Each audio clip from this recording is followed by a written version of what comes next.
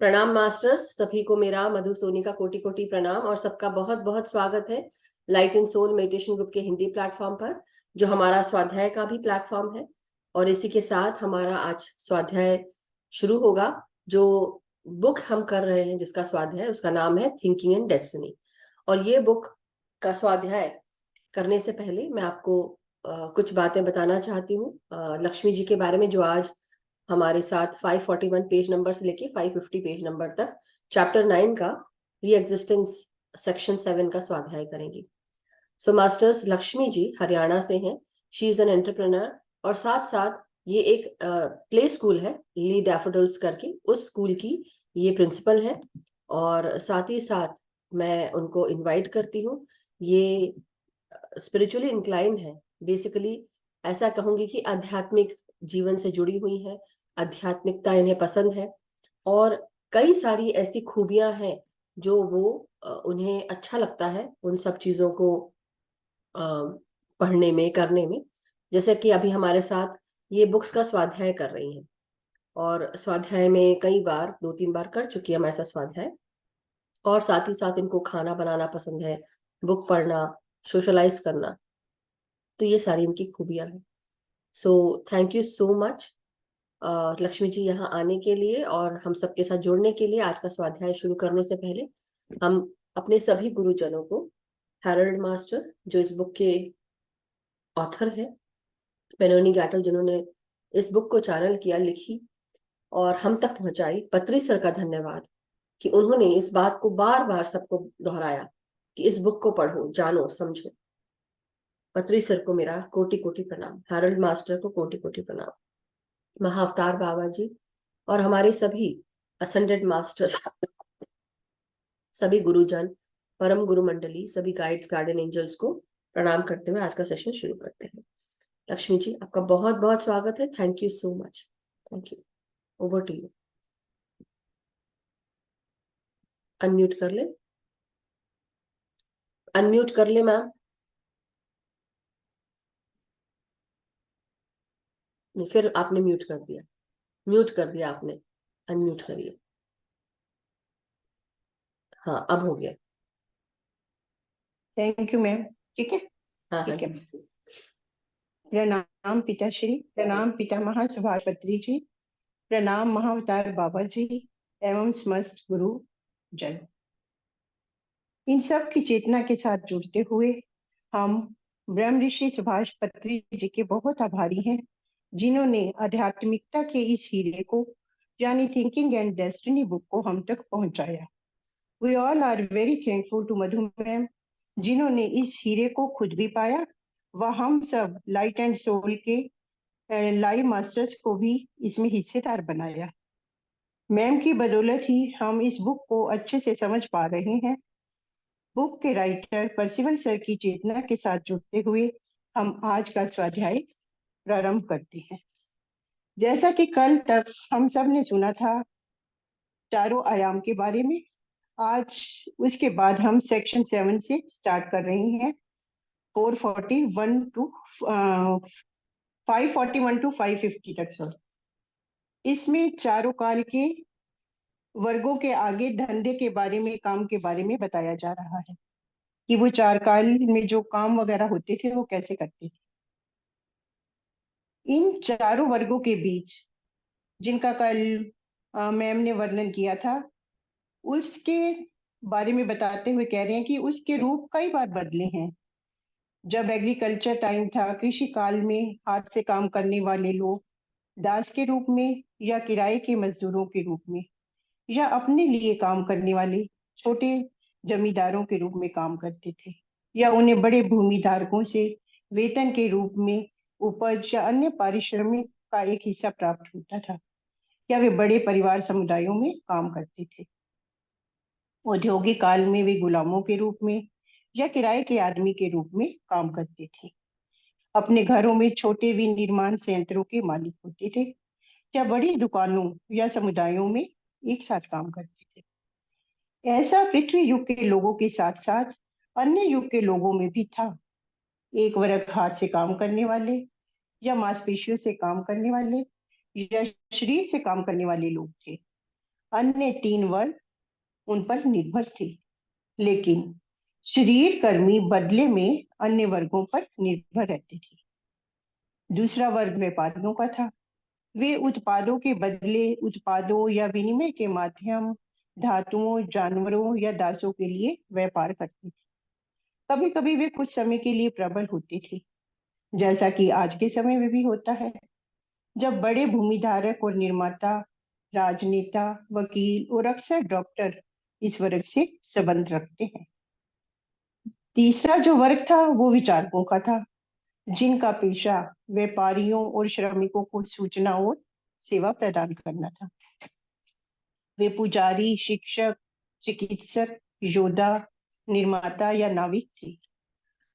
और चौथा वर्ग मनुष्यों के ज्ञाता थे, जिनके पास अतीत से उपलब्ध इंद्रिय ज्ञान था, प्रकृति की शक्तियों का, जिसे तीसरा वर्ग केवल व्यवहारिक उद्देश्यों के लिए लागू करता था, और जिन्हें कर्ता और त्रिगुण स्व यानी ट्रायून सेल्स और उनके बारे में कुछ ज्ञान था। कभी कभी सभी वर्ग असभ्य ढंग से रहते थे, अन्य स्थानों पर वे सरल आराम में रहते थे, और कला तथा शिक्षा व्यापक रूप से फैली हुई थी।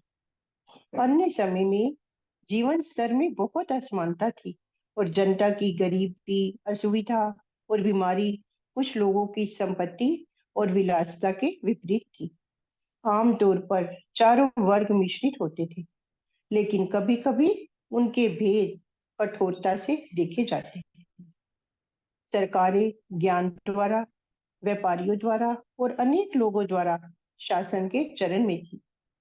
जिन रूपों में चरण वास्तव में प्रकट हुए वे पदानुक्रम थे, जिसमें एक प्रमुख कम अधिकारियों के पिरामिड के शीर्ष पर था, चाहे ज्ञान का शासन हो या विद्या का, चाहे व्यापारी सत्ता में थे या बहुत से लोग। वास्तव में एक ही व्यक्ति शासक था, जिसके सहायक, पार्षद और सेवकों की संख्या में अधिकार और महत्व कम हो रहे थे। कभी कभी मुखिया को उसके अपने वर्ग द्वारा या सभी वर्गों द्वारा चुना जाता था। कभी कभी वह उसका पद हड़प लेता था या उसे विरासत में ही मिल जाता था। उनके अधीन लोग आमतौर पर उन लोगों की कीमत पर सत्ता, संपत्ति और विशेष अधिकार अपने पास ले लेते थे, जो उस समय सत्ता में नहीं थे। ये सब बार बार आजमाया गया। सबसे निराशाजनक सरकारें, जहां सबसे बड़ी संख्या में सबसे अधिक कल्याण और खुशी व्याप्त थी, वे ऐसे समय में थी जब ज्ञान रखने वाले वर्ग सत्ता में थे। सबसे कम सफल वे सरकारें थी जहां सबसे ज्यादा भ्रम, अभाव और नाखुशी व्याप्त थी। जब बहुत से लोग शासन करते थे, तब भ्रष्टाचार और निजी हितों के लिए व्यापार करना उतना ही अस्तित्व में था जितना तब था जब व्यापारी सत्ता में थे। जनता द्वारा सरकार का अभिशाप अज्ञानता, उदासीनता, बेलगाम जुनून और स्वार्थ है। व्यापारियों ने जब उन्होंने शासन किया, व्यवस्था और व्यापार के विचार से इन अंतर्निहित गुणों को संशोधित किया, लेकिन अभिशाप ये था कि भ्रष्टाचार, पाखंड और सार्वजनिक मामलों में व्यापार की प्रथा अभी भी सामान्य क्रम में मौजूद थी, जिसे उन्होंने बाहरी रूप से बनाए रखा था। जब विद्वान, योद्धा, पुजारी या अपराधी के रूप में सत्ता में थे, विकसित मौलिक गुण जो तब अनियंत्रित थे जब कई लोग सत्ता में थे, और जब व्यापारियों ने शासन किया तो केवल सतही रूप से संशोधित किया गया था। अक्सर ईमानदारी, सम्मान और कुलीनता के विचारों से प्रभावित होते थे। जब उन लोगों ने शासन किया जिनके पास ज्ञान था, तो जनता सेवकों का पिरामिड लालच, वासना और क्रूरता से मुक्त था, और अपने साथ साथ न्याय, सरलता, ईमानदारी और दूसरों के लिए विचारशीलता लेकर आया था। लेकिन ये दुर्लभ था और केवल उम्र के चरमोत्कर्ष पर ही आता था। हालांकि कभी कभी ये लंबे समय तक चलता था। मानवता के नैतिक गुण हर युग में लंबे समय तक एक समान रहे हैं। जो विविधता थी वह खुलापन है, और जिसके साथ वे सामने आए हैं। यौन, अनैतिकता, नशे और बेईमानी से जिम्मेदारी और मुक्ति हर युग में उन लोगों की पहचान रही है जिनके पास ज्ञान था। अन्य तीन वर्ग अपनी भावनाओं से संचालित होते हैं, जबकि विद्वान और सुसंस्कृत को अक्सर गर्व, सम्मान और पद से रोका गया है। व्यापारियों को कानून के डर और व्यापार के नुकसान से रोका गया है, और चौथे वर्ग को ना देखने या लाभ लेने की उपेक्षा करने से रोका गया। युगों की नैतिकता का ये सामान्य पहलू कई अपवादों द्वारा संशोधित है। असाधारण व्यक्ति ऐसे होते हैं क्योंकि वे वास्तव में उस वर्ग से संबंधित नहीं होते हैं जिसका वे कुछ समय के लिए हिस्सा बनते प्रतीत होते हैं। प्रत्येक मनुष्य में सभी वर्गों का मिश्रण होता है। हर कोई मजदूर है, व्यापारी है, उसके पास विद्या है और कुछ हद तक ज्ञान भी है। उसकी नैतिकता चार में से एक की प्रधानता से नियंत्रित होती है।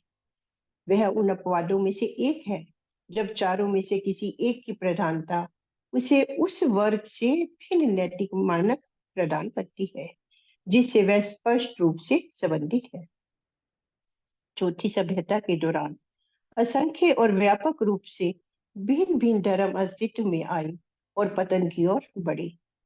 धर्म उन संबंधों का प्रतिनिधित्व करते हैं जो कर्ता को नेचर से बांधे रखता है, जिससे वह आया है, और प्रकृति चार इंद्रियों के माध्यम से कर्ता की भावनाओं और इच्छाओं पर प्रभाव डालती है।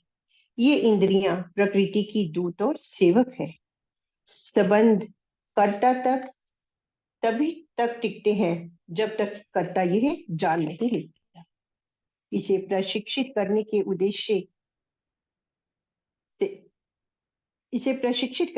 उद्देश्य से कुछ प्रकार के धर्म तब तक आवश्यक हैं जब तक वे इन बंधनों से जुड़े हैं, और लाभप्रद तब तक है जब तक वे बंधे हुए कर्ताओं को आगे बढ़ने की प्रवृत्ति रखते हैं। बुद्धिजीवियों का प्रकाश कर्ताओं के माध्यम से भगवान या देवताओं को उधार दिया जाता है, जिनकी पूजा में मनुष्य के विचार और इच्छाएं निकलती हैं। धर्मों के देवताओं की स्पष्ट बुद्धिमत्ता बुद्धि के प्रकाश के कारण होती है, जिसे वे देवताओं और धर्म के धर्मशास्त्र को प्रबद्ध करने की अनुमति देते हैं। अधिक महत्वपूर्ण धार्मिक आंदोलन समझदार लोगों द्वारा शुरू किए गए थे। यह नाम यहाँ मानव शरीर में एक विशेष उद्देश्य के लिए रहने वाले उन्नत कर्ताओं और एक जनजाति, एक लोगों या दुनिया के उद्धारकर्ताओं के लिए इस्तेमाल किया जाता है। समय समय पर नए धर्मों के प्रकट होने का तथ्य स्पष्ट है। हालांकि ओसोरिस, मूसा और जीसस जैसे आंदोलन शुरू करने वाले व्यक्तित्व पौराणिक है। वर्तमान पृथ्वी युग में लगभग हर 2100 वर्ष में एक नया युग प्रकट होता है। अतीत के धर्म जिनका कोई ज्ञात रिकॉर्ड नहीं बचा है, अक्सर चक्रीय क्रम में पुनः प्रकट होते हैं। कुछ धर्म उन सभी धर्मों से भिन्न थे जिन्हें आज धर्म कहा जाता है। कभी कभी उनकी पहचान विज्ञान से की जाती थी। वे तार्किक एवं व्यवस्थित थे। उनका धर्मशास्त्र तरह की मांगों को पूरा करता था। ऐसा उस काल में था जब संसारिक सरकारें उन लोगों के हाथों में थी जिनके पास आत्मज्ञान था। उस समय धर्मों से भिन्न उस मार्ग की शिक्षा मौजूद थी जो लाइट ऑफ इंटेलिजेंस की तरफ ले जाती थी और डूअर को रिबर्थ से मुक्ति दिलाती थी। रास्ता व्यक्तिगत रूप से और सचेत रूप से तय किया जाता था। लाइट ऑफ इंटेलिजेंस तक पहुंचने के लिए कभी भी दावतों और अनुष्ठानों और समारोहों के साथ सामूहिक पूजा नहीं की गई। धर्म प्रकृति पक्ष पर और रास्ता बुद्धिमानी पक्ष पर था। अधिकांश समय सोच और धर्म के बीच एक खाई रही है। धर्मशास्त्रों को अचूक और अपरिवर्तनीय बताया गया। आमतौर पर वे प्रकृति की घटनाओं या मृत्यु के बाद की घटनाओं के प्रति अनुष्ठानों और चश्मों के माध्यम से लोगों पर अपनी पकड़ बनाए रखते थे, क्योंकि वे भावनाओं और संवेदनाओं को आकर्षित करते थे। धर्मशास्त्रों ने अपने समर्थकों को पुरस्कार देने का वादा किया जो वे चाहते थे, और दंड की धमकी दी जिसका उन्हें डर था। देवताओं पर क्या गुजरी, उनकी पीड़ाएं और रोमांच की कहानियां उपासकों की सहानुभूति और भावनाओं को आकर्षित आकर्षित करती थी। शहादत उस समय महत्वपूर्ण थी।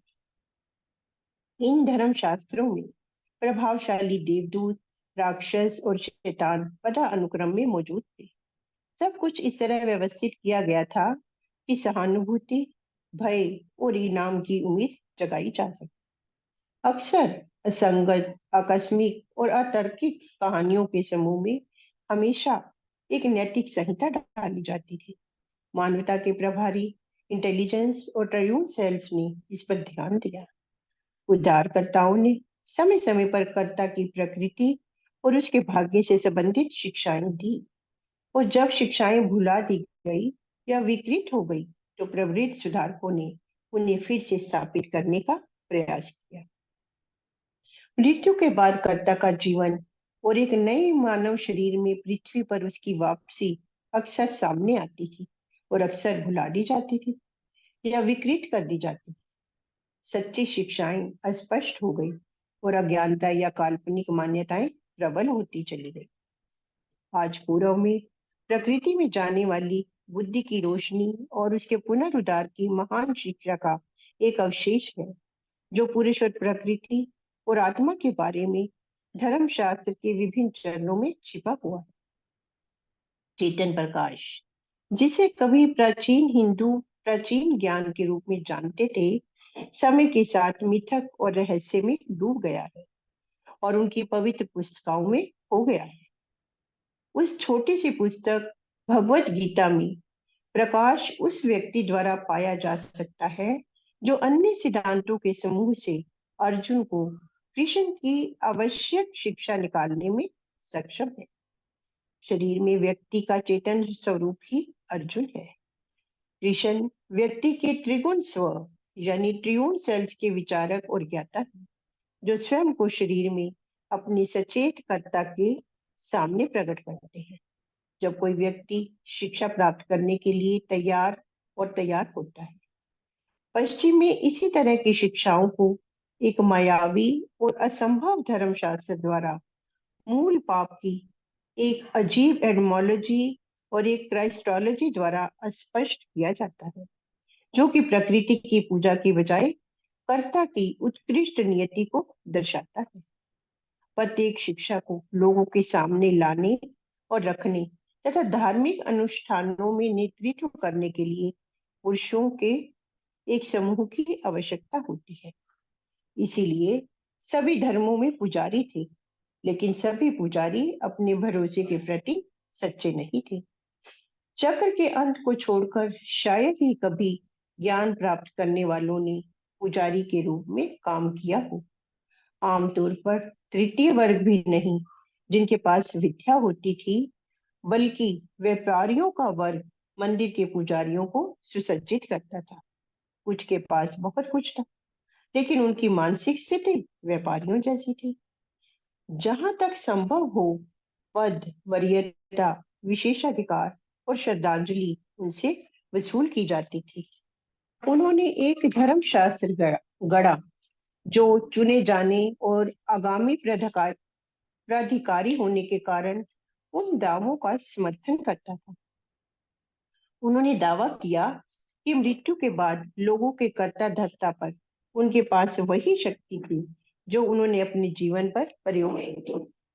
वे सच्ची शिक्षाओं से जितना अधिक दूर होते गए, उतना ही अधिक उन्होंने अपने चारों ओर व्याप्त अज्ञानता, कट्टरता और अपने द्वारा पैदा किए गए डर से खुद को मजबूत किया। शिक्षक होने के नाते पुजारी उचित स्थान पाने के हकदार हैं, ताकि वे गरिमा के साथ अपने उच्च पद का निर्वहन कर सके। लेकिन उनकी शक्ति उन लोगों के प्यार और स्नेह से आनी चाहिए जिन्हें वे पढ़ाते हैं, सांत्वना देते हैं और प्रोत्साहित करते हैं, और सम्मान जो एक महान जीवन के कारण होता है।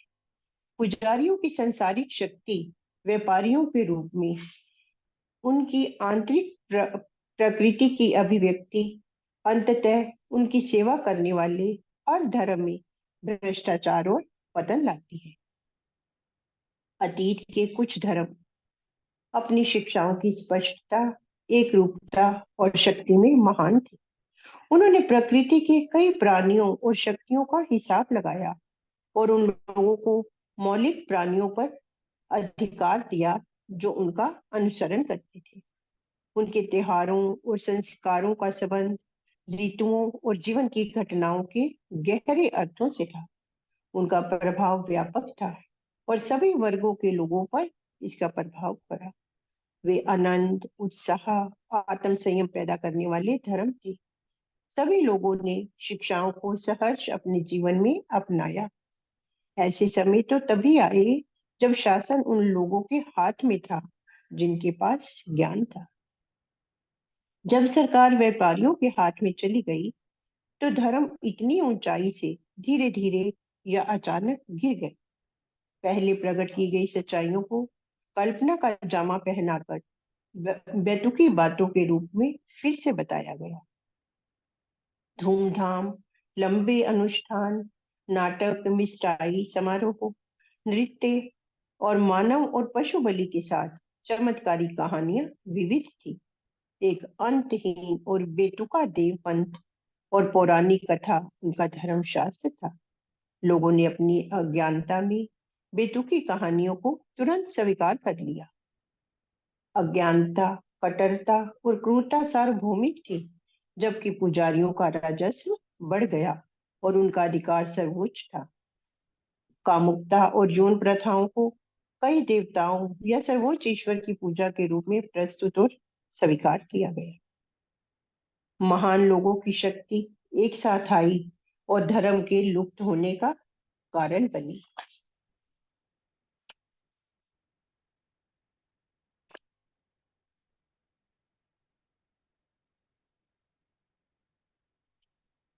हर युग में युद्धों की पुनरावृत्ति भी होती रही है। शत्रुता के बीच विश्राम का समय आया।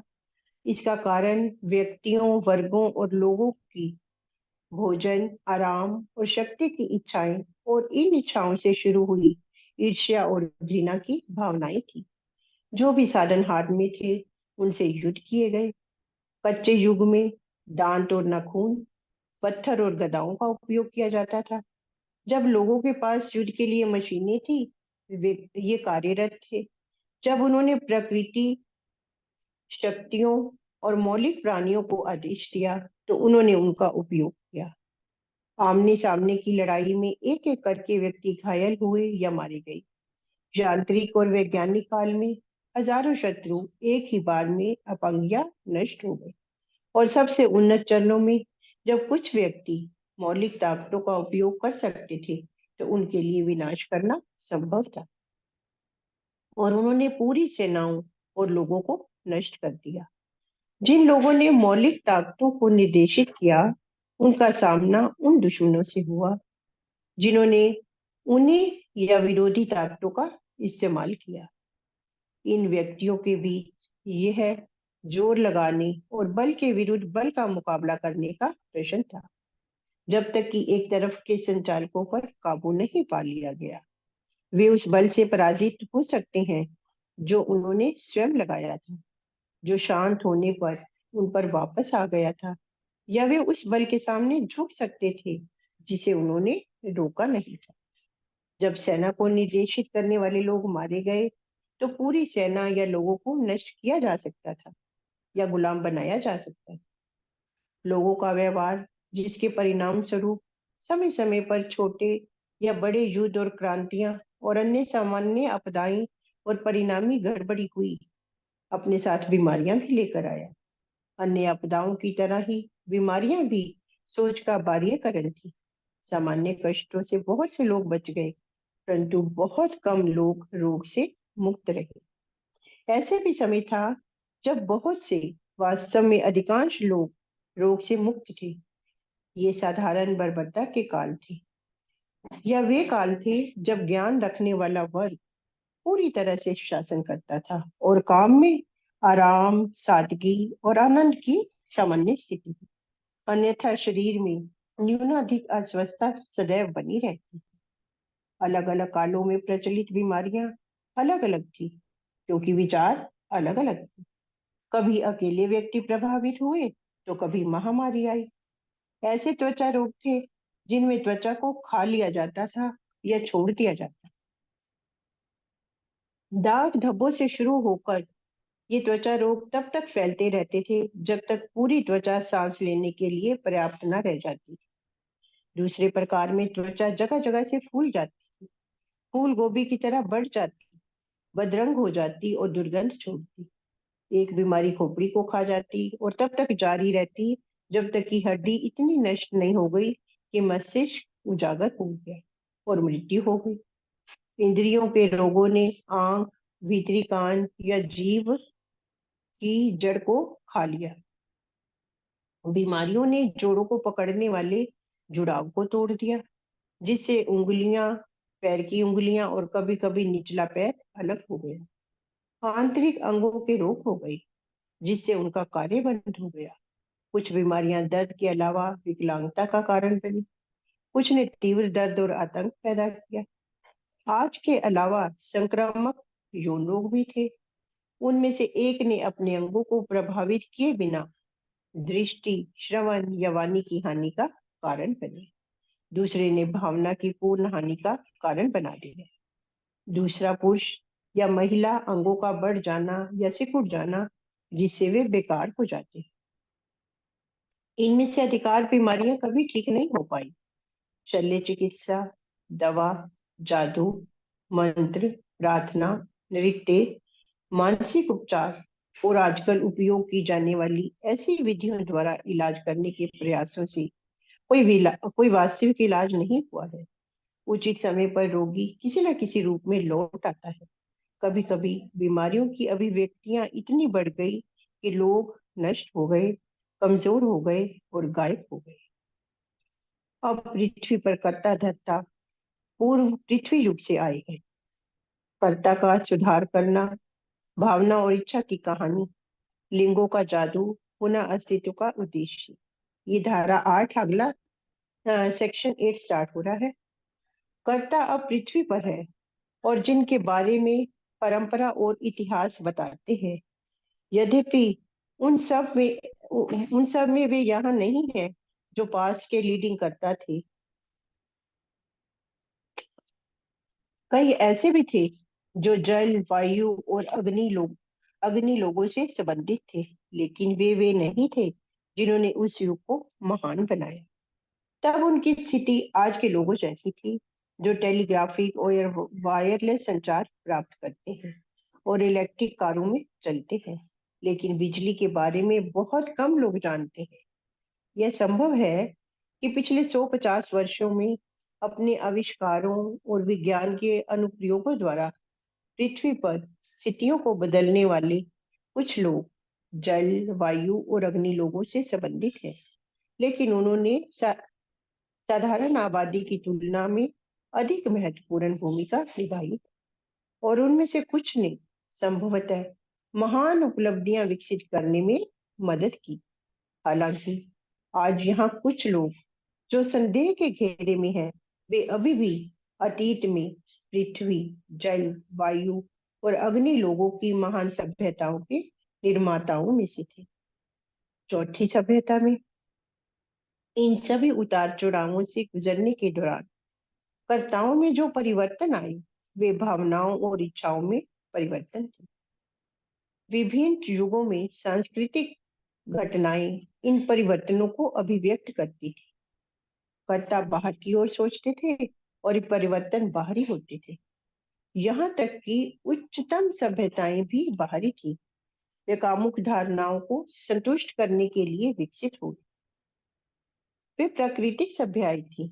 आखिरकार मनुष्य के पास महिमा मंडित शरीरों और प्रशिक्षित इंद्रियों से अधिक कुछ नहीं था। इन सभ्यताओं के दौरान किसी भी समय स्वतंत्रता प्राप्त करने वालों को छोड़कर लोग शरीर मन से अधिक भावना मन और इच्छा मन को सहायक के रूप में उपयोग नहीं कर सके। क्योंकि शरीर मन से अधिक आह्वान करने के लिए 4 इंद्रियों से परे कुछ महसूस करना और उसकी इच्छा करना आवश्यक है। शरीर मन प्रकृति के लिए ही कार्य करता है। सॉरी, कर्ता अनुभव में बूढ़े हैं, बहुत बूढ़े हैं, लेकिन सीखने में युवा है और ज्ञान में शिशु है। भावनाओं और इच्छाओं द्वारा उचितता और तर्क की उपेक्षा की गई है। कर्ता जो महसूस करते और चाहते थे उसे सही माना जाता था और सोच उसी के अनुसार युग निर्माण में काम आती थी।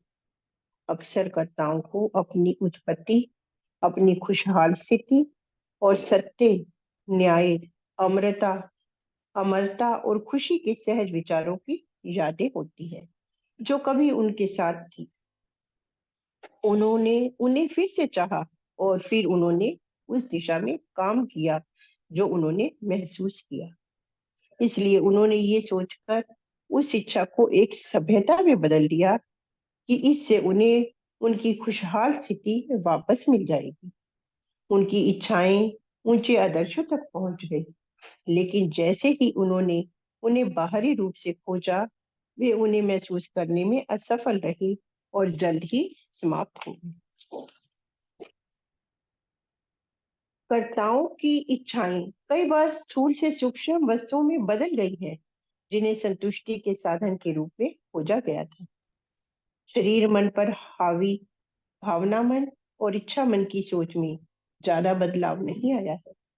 ये 3 मन इंद्रियों के सेवक थे और हैं। हालांकि उपलब्धियों को लेकर उनकी सोच अक्सर शानदार होती थी, फिर भी कर्ता ने जो सीखा उसमें कोई बड़ा बदलाव नहीं आया।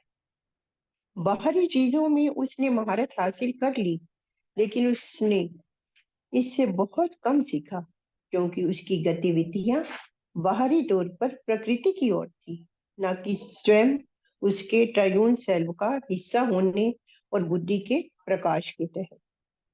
अक्सर जब कर्ताओं को प्रकाश की उपस्थिति की याद आती थी जिसमें वे एक बार खड़े थे, और अक्सर जब उन्हें प्रकाश की चेतावनी याद आती थी, तो वे डर जाते थे और अपने धर्मों में प्रकृति देवताओं की और भी अधिक पूजा करते थे। लेकिन अक्सर यादें कुछ कर्ताओं को अंदर की ओर मुड़ने और वहां प्रकाश की तलाश करने में सहायता करती। कुछ उन्नत हुए, लेकिन अधिकांश वापस प्रकृति की गोद में चले गए, जो हमेशा उनके पास मौजूद प्रकाश तक पहुंच रहा था।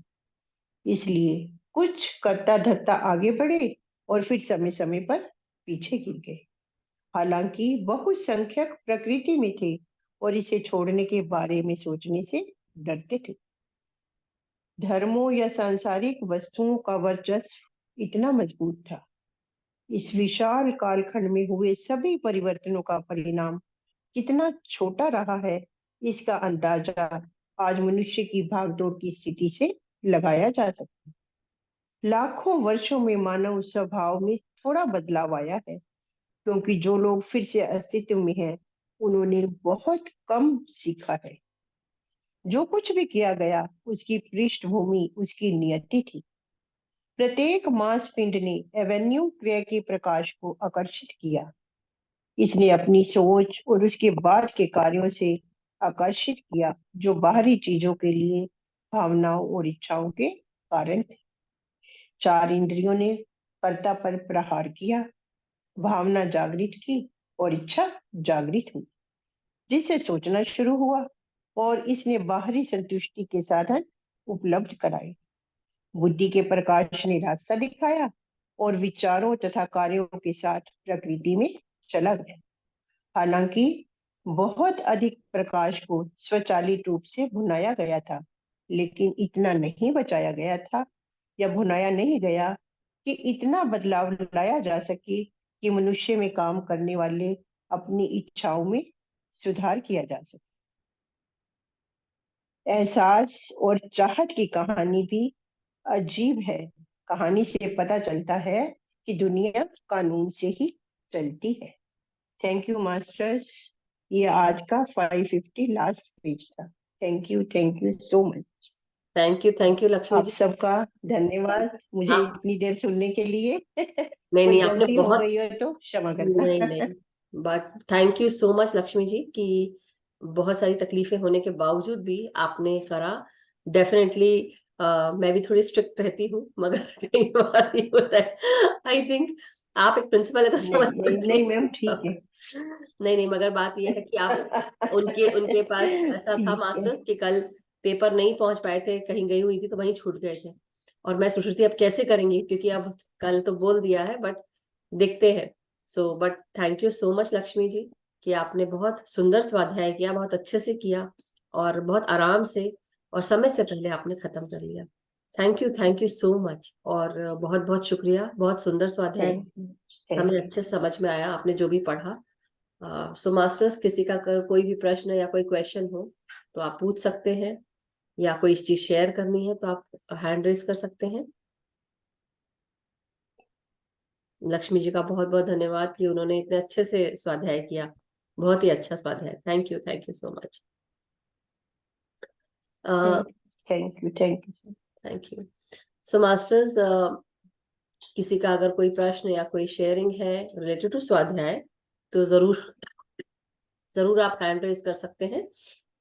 और अगर कोई स्वाध्याय से जुड़ा हुआ कोई प्रश्न नहीं है तो हम ध्यान में आ सकते हैं। तो ध्यान आप कराएंगे लक्ष्मी जी, कि आपका मन है? मुझे पता नहीं नहीं इसलिए। मैम, आप ही कराना। ओके, नहीं, आप ही कराना, अभी मैम मैं सीख रही हूँ। कोई बात नहीं। सो देन ठीक है मैम, मास्टर्स, हम एक आप ही काम कराइए। करते हैं, ठीक। हम सीधे ध्यान में बैठ सकते हैं।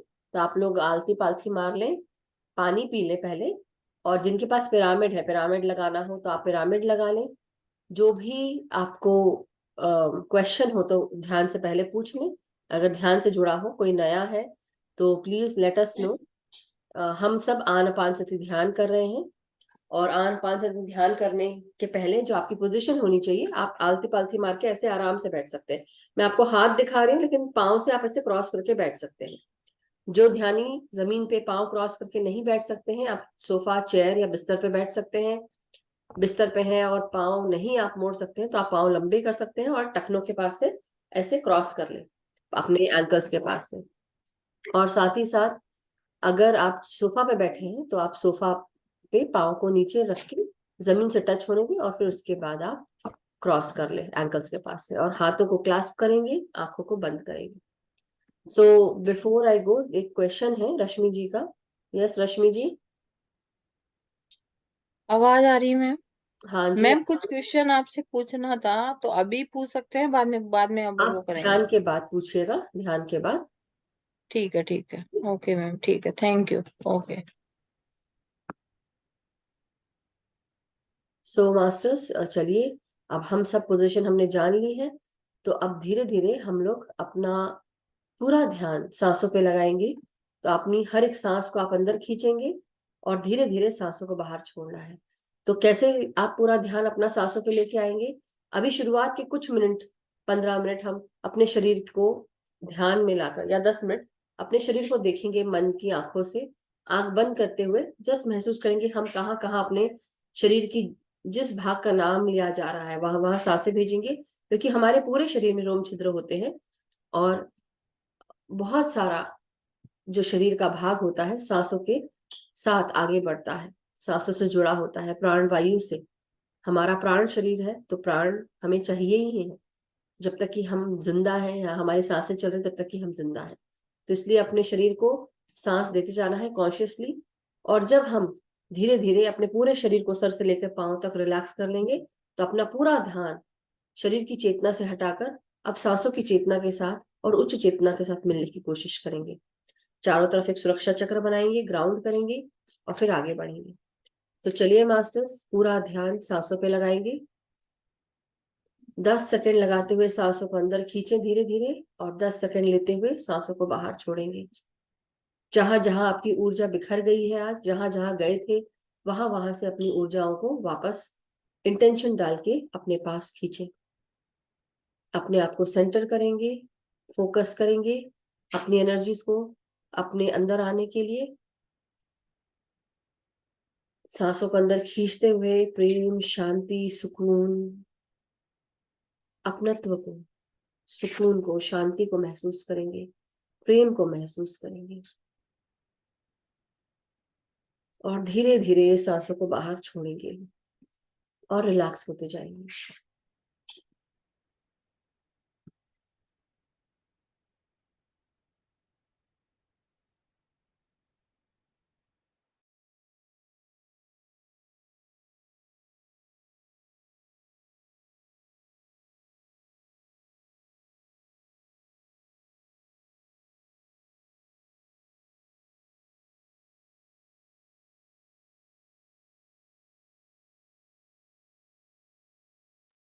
अपना पूरा ध्यान सिर्फ और सिर्फ भीतर आती हुई और बाहर जाती हुई सांसों पर।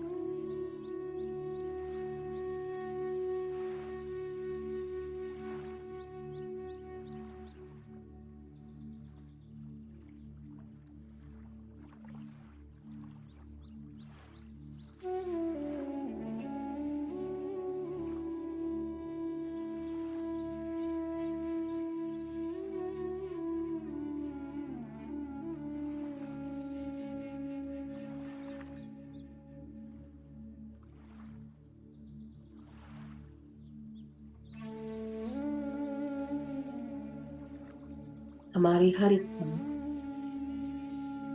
अब पूरी तरह अपनी एनर्जीज को, अपने पावर को रिक्लेम कर चुकी है। धीरे धीरे सर का हर एक भाग सांसों से जोड़ लें, चाहे वो सर का अंदरूनी भाग हो जहां हमारा पीनियल पिट्यूटरी ग्लैंड होता है, सर का दाहिना बाहिना हिस्सा, हर एक नस नाड़ी में सांसों की प्राण जा रहे हैं। हर एक सांस शांति, सुकून, प्रेम से जोड़ती हुई हमें और गहराई में लेकर जा रही है।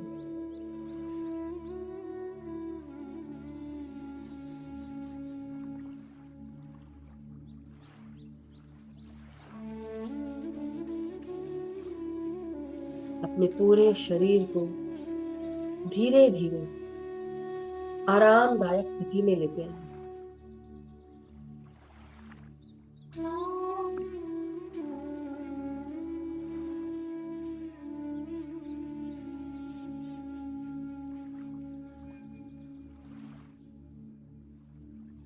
आपका सर का पीछे का भाग,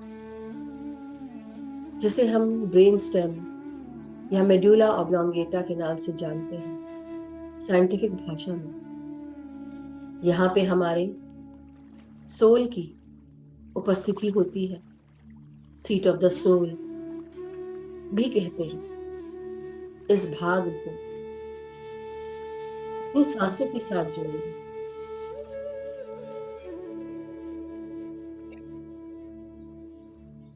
ये भाग हमें हमारे भौतिक जीवन को आध्यात्मिकता से, आध्यात्मिक जगत से जोड़ता है। इसलिए इसे हम क्राइस्ट कॉन्शियसनेस या कृष्णा कॉन्शियसनेस के नाम से भी जानते हैं, क्योंकि एक चेतना का स्तर है जो हमें पार करना होता है।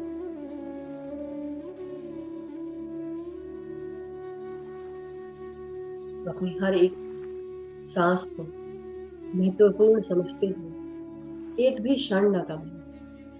हर एक क्षण धीरे धीरे अपनी सांसों के साथ अपने ही भीतर और गहराई में उतरते जाए और धीरे धीरे चेतनाओं के स्तरों से ऊपर उठते हुए और आगे बढ़ते जाए।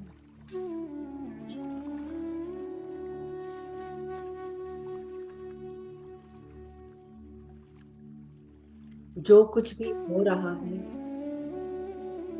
उसको होने दो, वहां ध्यान ना ले जाओ।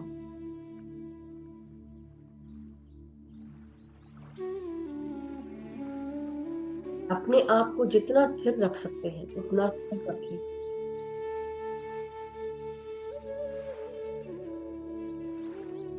अपने पूरे चेहरे को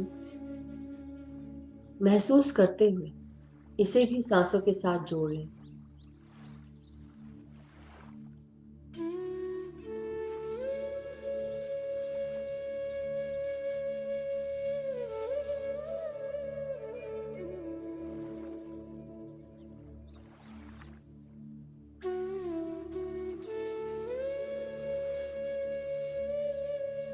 आपकी हर एक आंख में, नासिका के आजू बाजू, गालों में, माथे के अंदर, माथे के भीतर ये प्राण वायु की ऊर्जा प्रवेश कर रही। हर एक क्षण आपके जबड़ों को आप रिलैक्स करें।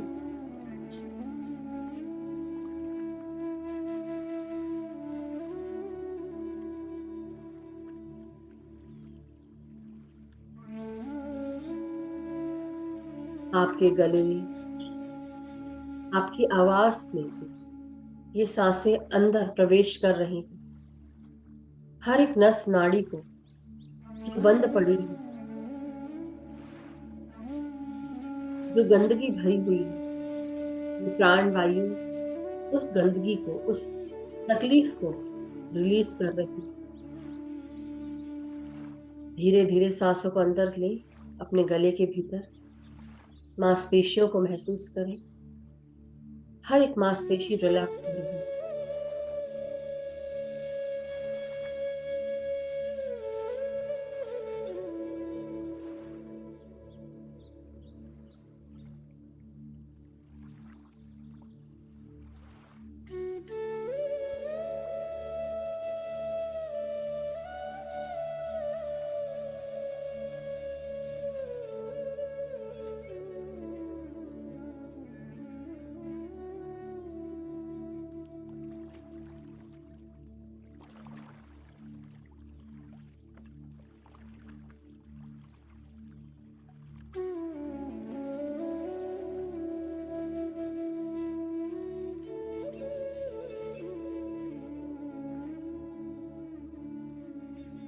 हमारे कंधे, हाथ और हाथों की उंगलियों तक अपने सांसों को महसूस करें। हर एक सांस का स्पंदन आपके हाथों की उंगलियों तक पहुंच रहा है। उस स्पंदन को महसूस करें। महसूस कर रहा है कि हर एक मांसपेशी, हर एक हड्डी जो हाथों से, कंधों से जुड़ी है, आपकी उंगलियों तक पहुंच रही है। हर एक नस, नाड़ी, हड्डी, अस्थि मज्जाओं में, मांसपेशियों, कोशिकाओं में सांसें व्याप्त हैं।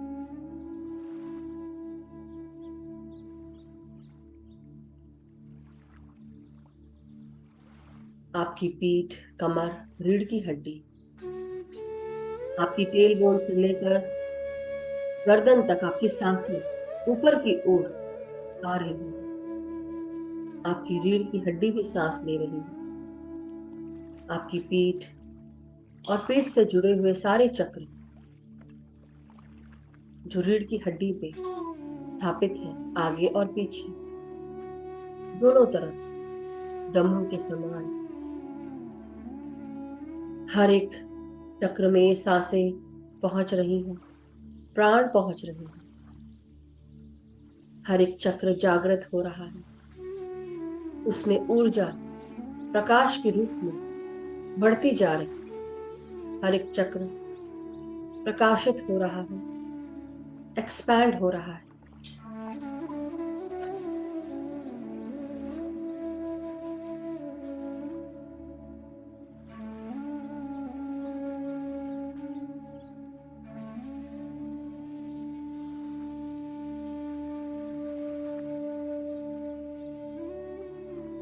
आपका धड़ और छाती का हिस्सा, जहां पर आपका हृदय और फेफड़े, इस भाग पर अपना ध्यान ले आए। सुकून और शांति से सांस लें, बहुत ही आराम से, धीरे से, धीरे धीरे करते हुए सांसों को अंदर खींचें और धीरे धीरे सांसों को बाहर छोड़ दें। सिर्फ सांसों पर ध्यान देना है कि शरीर का हर एक भाग सांसों से जुड़ रहा है। जो भी विचार आए उनको आने दें, अपना ध्यान वापस सांसों पे ले आए। ये विचार अपने आप ही चले जाएंगे।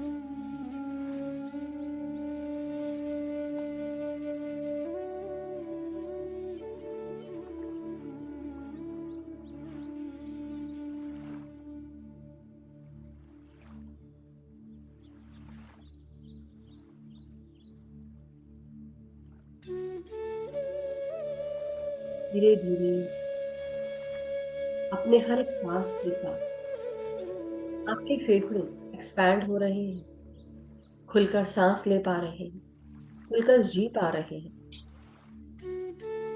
और यही सांसें आपके हृदय के चारों खानों में जा रही हैं। हर एक क्षण कीमती है आपके इस हृदय और फेफड़े के लिए, क्योंकि ये प्राणों से जुड़ते हैं, आपको प्राणों से जोड़ते हैं, पूरे शरीर को। यही हृदय हमारे पूरे शरीर को रक्त पहुंचाता है।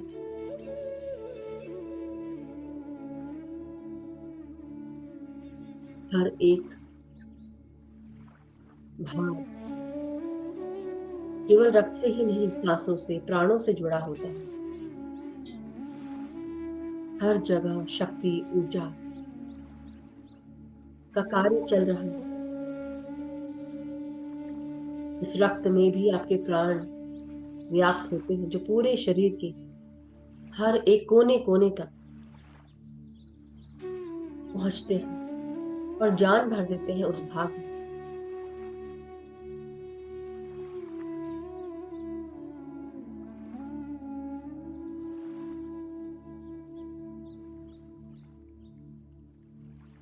हर एक भाग की अपनी एक अलग विजडम होती है, कार्यशैली अलग अलग होती है। हर एक भाग अलग तरीके से काम करता है, लेकिन पूरे इस शरीर के ब्रह्मांड में सब एक हो जाते हैं। जितना बड़ा ब्रह्मांड हमारे शरीर के बाहर है, इस दुनिया में जहां हम रहते हैं, उतना ही बड़ा ब्रह्मांड हमारे शरीर के भीतर है। हर एक ऑर्गन एक गैलेक्सी के रूप में है।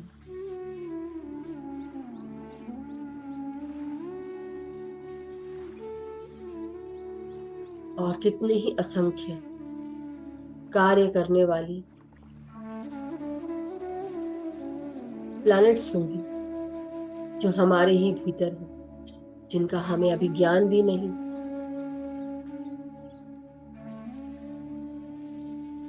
मगर हम अपनी तरफ से अपने हर एक अंदर के ब्रह्मांड को प्राण भेज सकते हैं, ऊर्जा, शक्ति, प्रकाश भेज सकते हैं, जो ज्ञान का है, चेतना का है, प्रेम का है। हर एक तल पर असीम शांति, असीम प्रेम।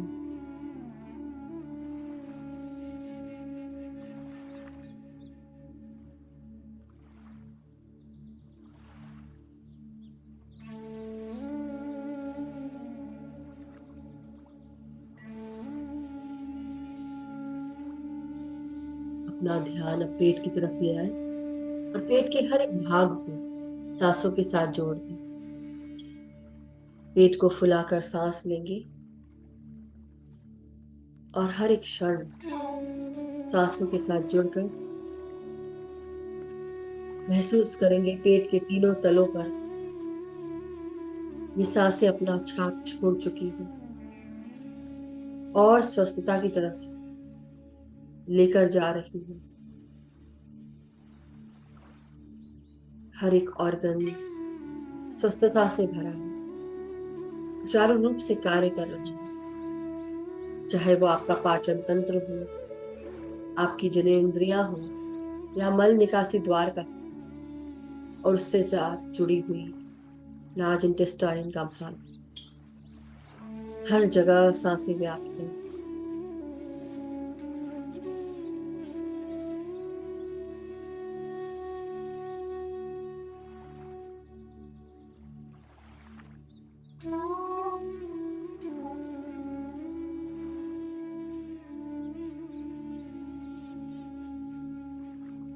अब धीरे धीरे पांव के भागों को रिलैक्स करें।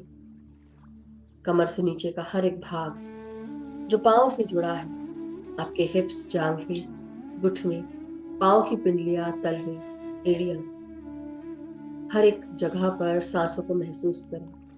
हर एक नस नाड़ी में अपनी ग्राउंडिंग कर लें। इसके बाद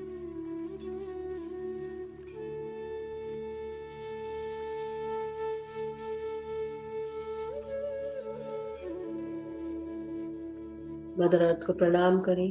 महसूस करें कि मदर अर्थ की ऊर्जाएं, उनकी चेतना हमारे साथ जुड़ गई है। उनको प्रणाम करते हुए, उनसे आज्ञा लेते हुए, उनके साथ जोड़ने की, उनकी चेतना के साथ जोड़ने की विनती करें, रिक्वेस्ट करें।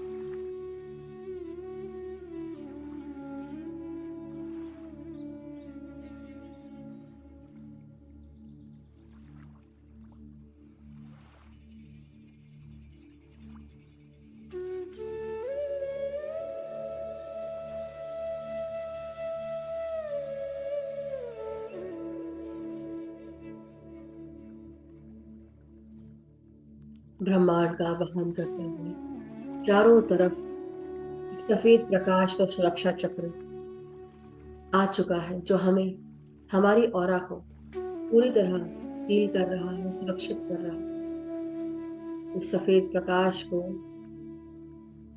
अपने चारों तरफ महसूस करिए।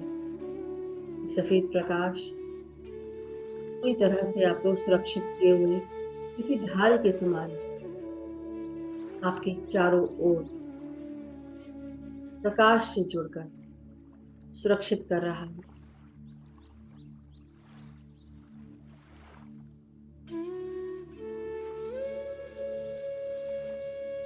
धीरे धीरे अपने सांसों को महसूस करते हुए अपना पूरा ध्यान शारीरिक चेतना से हटाते हुए सांसों की ऊर्जा पर ध्यान दें। धीरे धीरे उच्च चेतना से जुड़ते जाएंगे।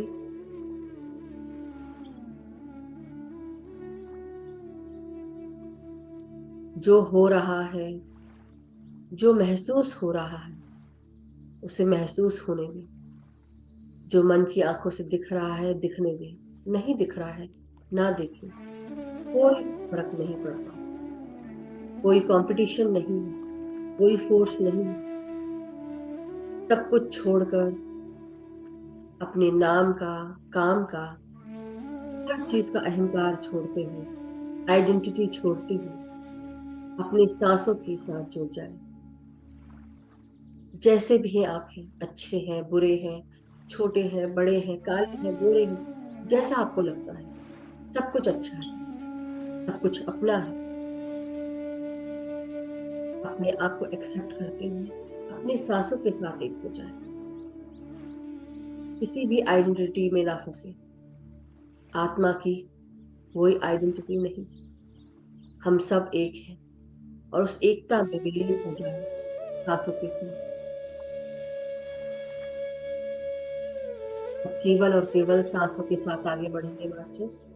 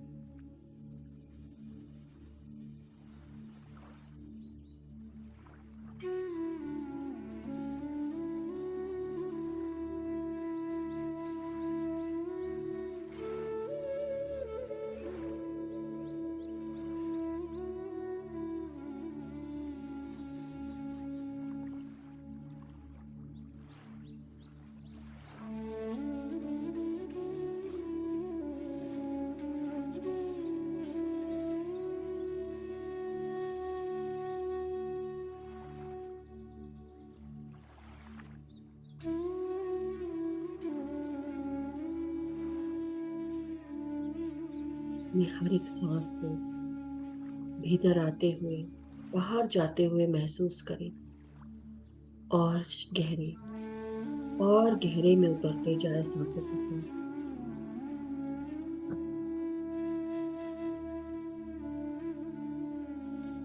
हर एक क्षण बेहद कीमती है,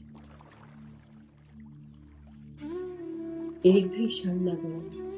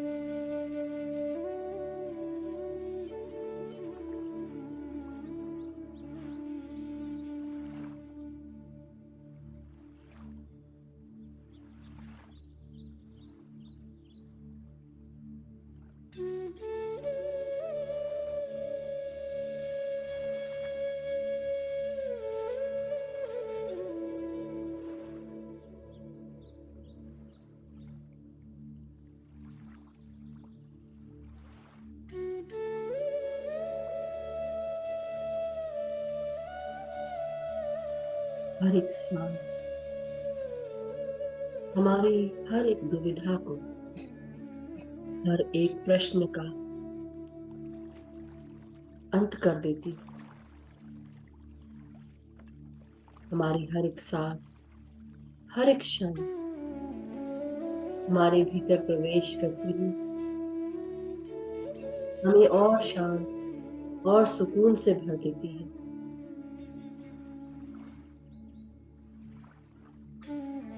ये सांसें हमें अपने आप से, अपने आप का आईना दिखाती है, जोड़ देती है।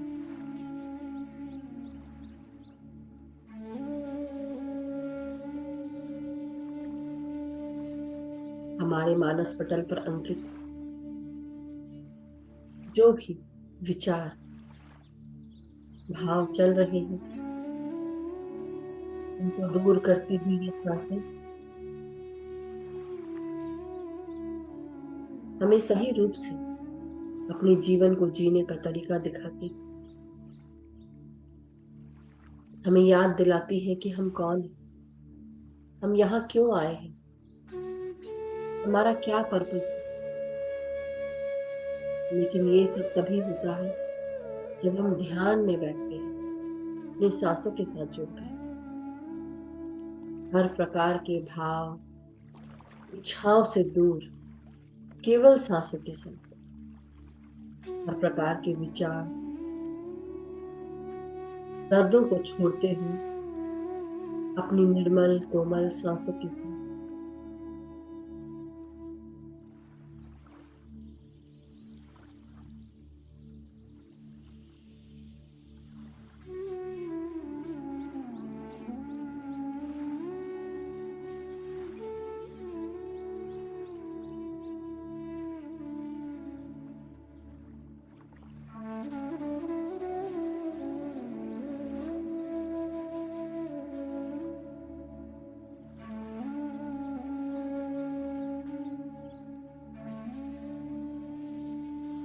हर एक क्षण बेहद कीमती, हर एक क्षण और सुकून से भरा हुआ, प्रेम से भरा हुआ, आपको आगे की ओर अग्रसर कर रहा है।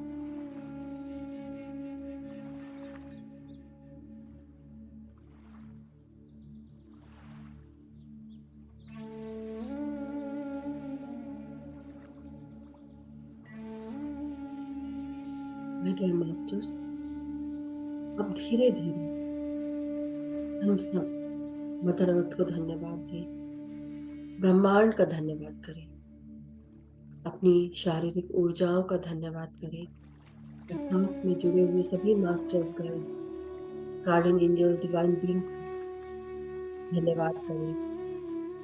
साथ में जुड़े हुए सभी ध्यानी मित्रों का शुक्रिया करें।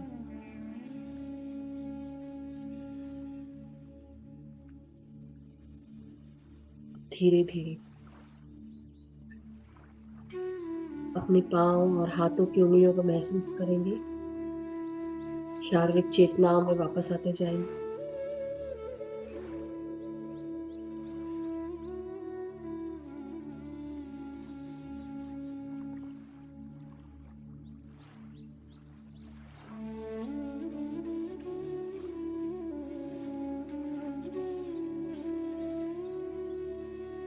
रीढ़ की हड्डी, पीठ और कमर को महसूस करें।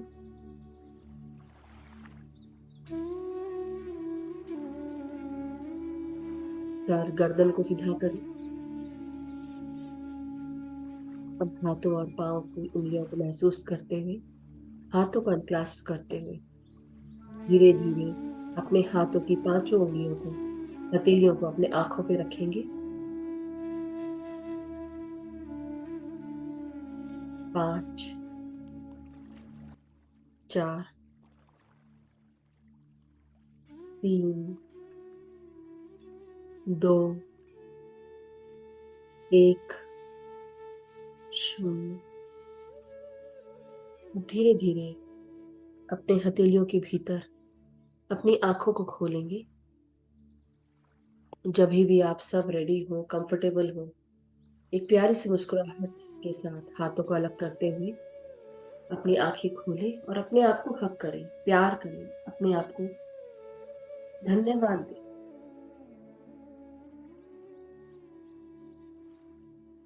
महसूस करें अपने आप को हक करते हुए, एक लंबी गहरी सांस लें और महसूस करें कि आपका अपना प्यार अपने आप को कैसा लगता है, अपना हग आपको कैसा लग रहा है।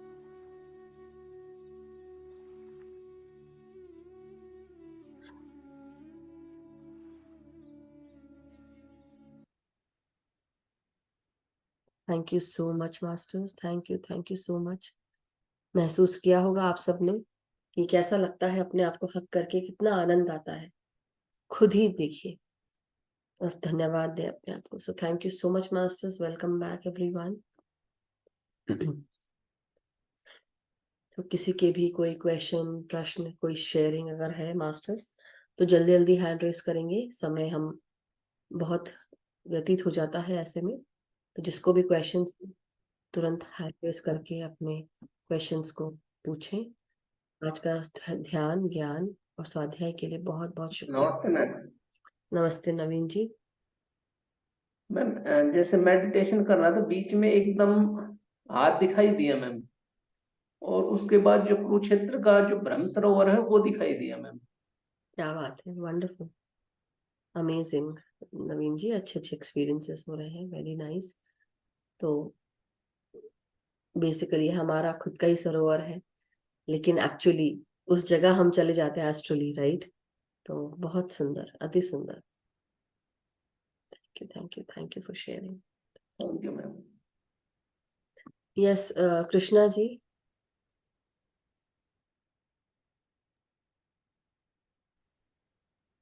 प्रणाम। हाँ, प्रणाम, खुश रहिए।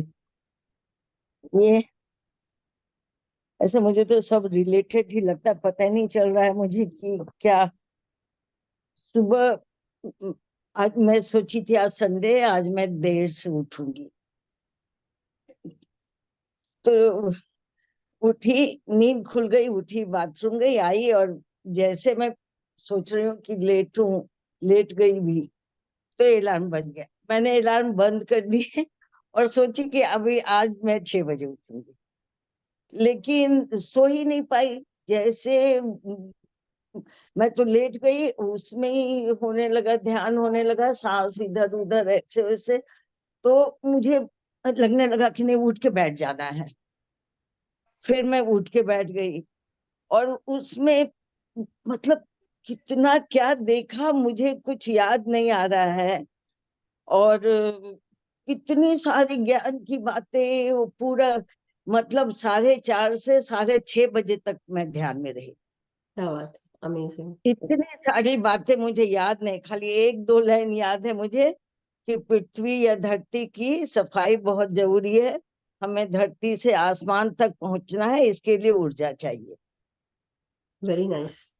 और जी। फिर वो खत्म होने के टाइम में वो ऐसे वो गले को और ये वो सब। और आज तो मैं ना खा खा करके ही हो कर रही थी, ये पहले नहीं किया था। वेरी नाइस, वो भी बहुत अच्छा है। सब ये सब, ये मुद्राओं के साथ साथ आपकी सारी जितनी भी जो अभी तक आपको सोचो ना, आपकी नसों और नाड़ियों को पूरा खोला जा रहा है, पूरी आपको क्लियर किया जा रहा है। आदि पराशक्ति आपके हाथ बहुत काम कर रही है। और मुद्रा भी 3-4 तरह की मुद्रा भी लगे। अब मुझे इतना कुछ भी याद नहीं है, लेकिन कोई बात नहीं। एक तो ऐसे किया था, ऐसे करके और ऐसे करके और पूरा मतलब मुझे याद नहीं है। जी, कोई बात नहीं। और लेकिन फिर उसके बाद से मैं 6:30 उठी, तो फिर वो पानी पीती हूँ सुबह में। तो पानी जैसे पीने के लिए ग्लास उठाया था, मुंह में लगाया, गुरु को प्रणाम करती हूँ मैं कि आपका चरणामृत पी रही हूँ। वो तो गुरु एकदम मेरा हाथ पकड़े, एकदम ऊपर उड़ ही गए वो। हम्म। और इतना बहुत ऊपर उड़ते उड़ते वहां जाके रुके जहाँ एक कुंड है, ऊपर बहुत ऊपर बहुत ऊपर कुंड है। वो लग रहा था जैसे दूध से भरा है, वो दूध हो अमृत हो जो भी हो। उन्होंने कहा जाके उसमें उसको पी लो। तो मैं गई अंजलि से उठा के और मैंने पी लिया। क्या बात है। और अब ये सब क्या कुंड, मतलब हम लोग बात कर रहे थे नीचे का, बात कर रहे थे, आज मुझे वो ऊपर का कुंड दिख रहा था। वो तो मुझे नहीं मालूम। और ये अभी सिद्धाश्रम का हाँ, कुंड। क्या बोल आप सिद्धा जो बोल रही थी ऊपर। सिद्धाश्रम का कुंड, वहां पे जो एक सिद्ध जगह है जहां पर हम जितने भी हमारे परम गुरु जन हैं जहाँ पे रहते हैं, जो एक छुपी हुई जगह है हायर डिमेंशंस में, वहां पे लेके गए आपको। क्या ज्ञान गंगा, ज्ञानगंज। ज्ञानगंज। क्या बोल ज्ञानगंज। हाँ, ज्ञानगंज। ज्ञान ये सिद्धाश्रम भी कहा जाता है उसको, सिद्धों का आश्रम। विशुद्ध, क्या विशुद्ध, क्या नाम था उनका सिद्धों का आश्रम, सिद्ध जगह। उनका अच्छा, उसमें वहां वो कुंड है। अब वो कहीं ना जो कहीं तो दूध बहुत से कुछ भरा होता है है ना। कि हम देखिए, आई डोंट नो, लेकिन कई बार कुछ चीजें दिखाई जाती हैं जितनी आपको जानने के लिए होगी, जब तक कि आपकी चेतना का विस्तार नहीं होगा तब तक कि आप और आगे नहीं बढ़ सकते, राइट। तो इसलिए एक समय था जब मैंने देखा अपने आप को कि मैं एक ऐसे विशाल पहाड़ के सामने खड़ी हूँ। मैं और ऋचा मास्टर है, मैं शिवलिंगों को देख रही हूँ। कितने शिवलिंग, एक नहीं, पूरे 12 ज्योतिर्लिंग सामने है उस पहाड़ पे। और अ, बर्फ की जैसे विशाल एक पर्वत है, उस पे बर्फ पूरा बिछा हुआ है, जैसे हिमाद्री का विशाल पर्वत हो, पूरा बर्फ से भरा पड़ा है। और वहां पे ऊपर शिव भगवान बैठकर ध्यान कर रहे हैं, और उनके नीचे सारे 12 ज्योतिर्लिंग हैं। और मैं खड़ी हूँ और मैं पूरे 12 ज्योतिर्लिंगों को देख रही हूँ दूर से खड़े होके, जैसे कि हम कोई फ्रेम देखते हैं ना, वो फ्रेम नहीं थी, लेकिन हाँ, रियल में मैं देख रही हूँ, मैं रियल में देख रही हूँ। और मैं ऋचा हाँ, कह रही हूँ, ऋचा मास्टर थी हमारे साथ में, मैं उसको बोल रही हूँ, ऋचा मुझे यहाँ जाना है, मतलब मैं सामने ही खड़ी हूँ, तू चलेगी मेरे साथ में, मैं ऐसे इसको बोल रही हूँ। और बस उसके बाद वो हो गया, लेकिन शिव भगवान मुझे पूरे दिख रहे हैं, मतलब सारे ज्योतिर्लिंग दिख रहे हैं।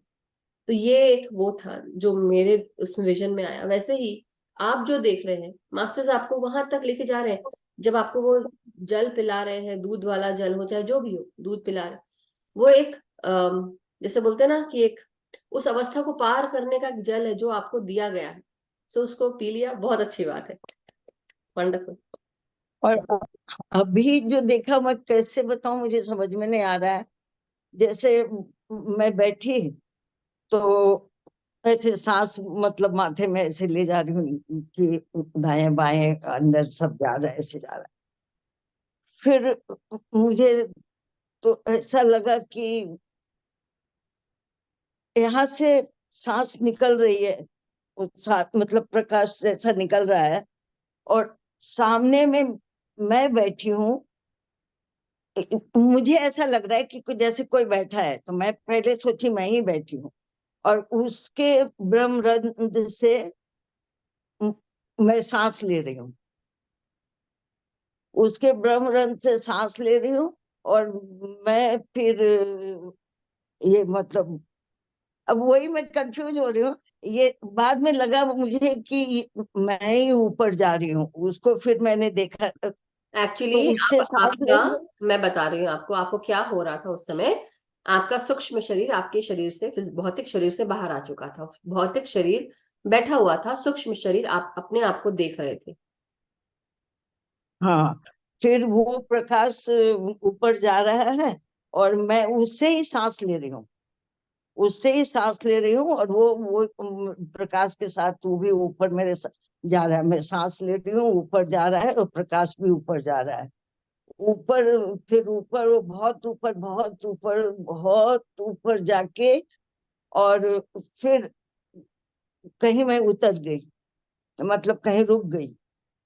उसके बाद से मैंने कुछ चक्कर मारे ऐसे ऐसे, जी। और वो चक्कर मारने के बाद मुझे लगा कि जैसे मैं कहीं ऊंचा पे बैठी हूँ,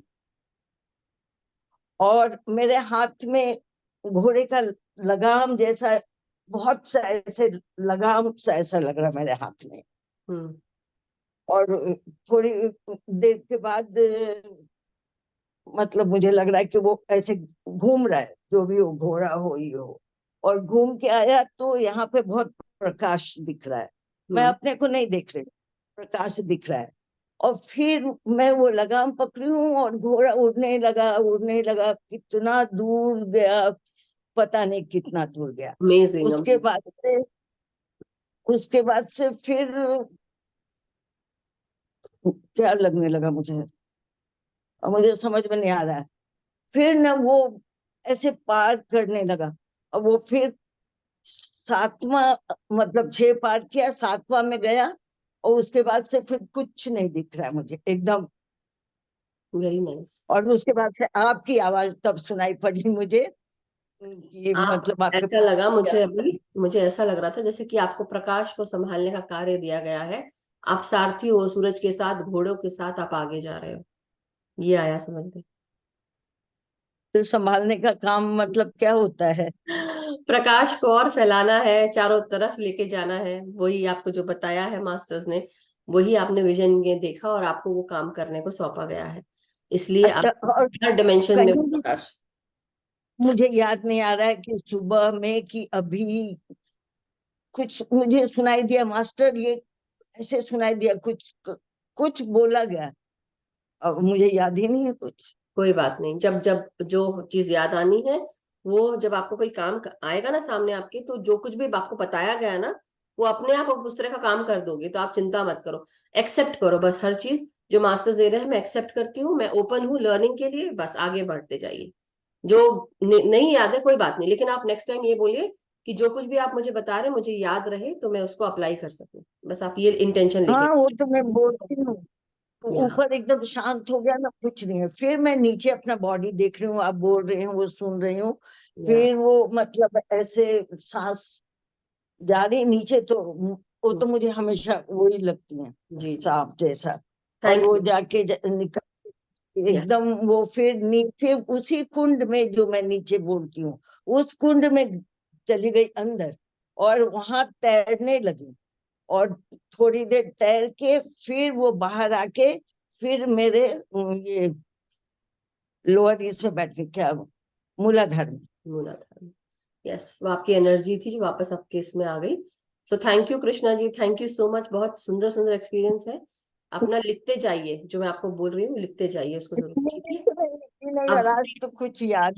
कोई बात नहीं, इतना बताया, वो भी जितना बताया आपने मुझे उतना याद है ना, आपको उतना ही लिखिए, उतना लिख दीजिए जितना भी याद है। तो अब मैं रश्मि जी को लेती हूँ। Thank you so much Krishna ji, love you, thank you so much. Yes Rashmi ji, I love you love to you. Dear. हाँ जी मैम, यस रश्मि जी, कैसे हैं आप? बढ़िया। यस यस, ऑलवेज बढ़िया। सबको जो ध्यानी होते हैं उनको क्या पूछना चाहिए, आपका ध्यान कैसा चल रहा है? नल्ली मैम भी यही बोलती है हमेशा। हमेशा बहुत बढ़िया आप चल रहा है कैसे हो? मैम। नहीं, मैं बहुत अच्छी हूँ, हमेशा अच्छी रहती हूँ मैं। बिल्कुल मैं बहुत बढ़िया हूँ मैम। अरे मैं और क्या अपनी बात कहते बोल हैं? रही हूँ। अच्छा। मैम नहीं, आपको, बोलिए। आपसे मिलने का फिर से दोबारा मौका 8-10 दिन बाद मिला हुआ। बट उससे पहले मैं थोड़ा एक्सपीरियंस वो करना चाहूंगी कि मैं रात को सो रही थी और उस टाइम मेरे को बहुत सारे ज्योतिर्लिंग दिख रहे थे। और मैं लग रही थी कि मैं इतने सारे प्रकार के, तो मेरे को समझ में आ रहा था वो 12 ज्योतिर्लिंग है। और एक बहुत बड़ा सा ज्योतिर्लिंग था और ऐसा सांप टाइप में ऐसा कुछ दिख रहा था।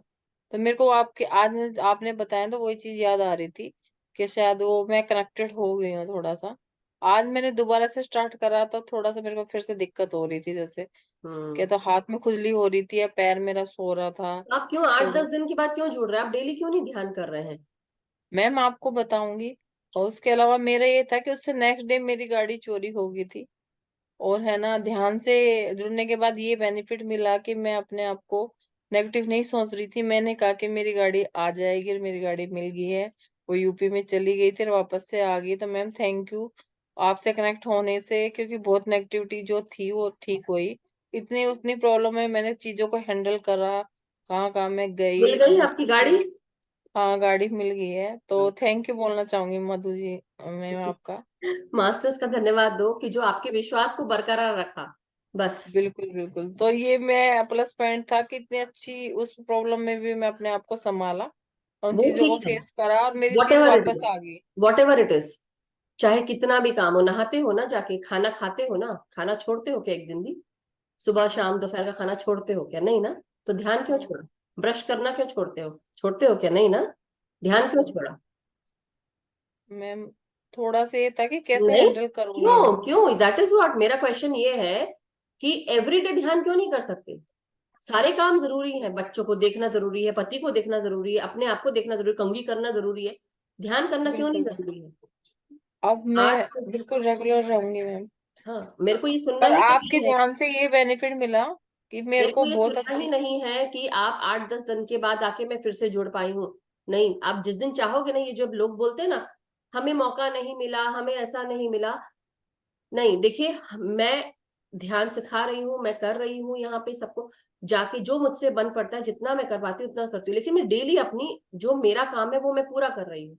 वैसे ही अगर आप केवल ध्यान से जुड़े हैं और ध्यान करने के लिए आते हैं, तो आप ध्यान तो कर ही सकते हैं ना। जरूरी नहीं है मेरे साथ जुड़ना कि मेरे साथ जुड़ के इसी समय पे करना है, लेकिन अपना ध्यान डेली करना है। आठ अच्छा से डेली दस करना है। दिन भी आपके, आपने मतलब अपनी ऊर्जा नीचे कर ली, आपने ध्यान नहीं किया मतलब आपकी ऊर्जा नीचे हो गई है।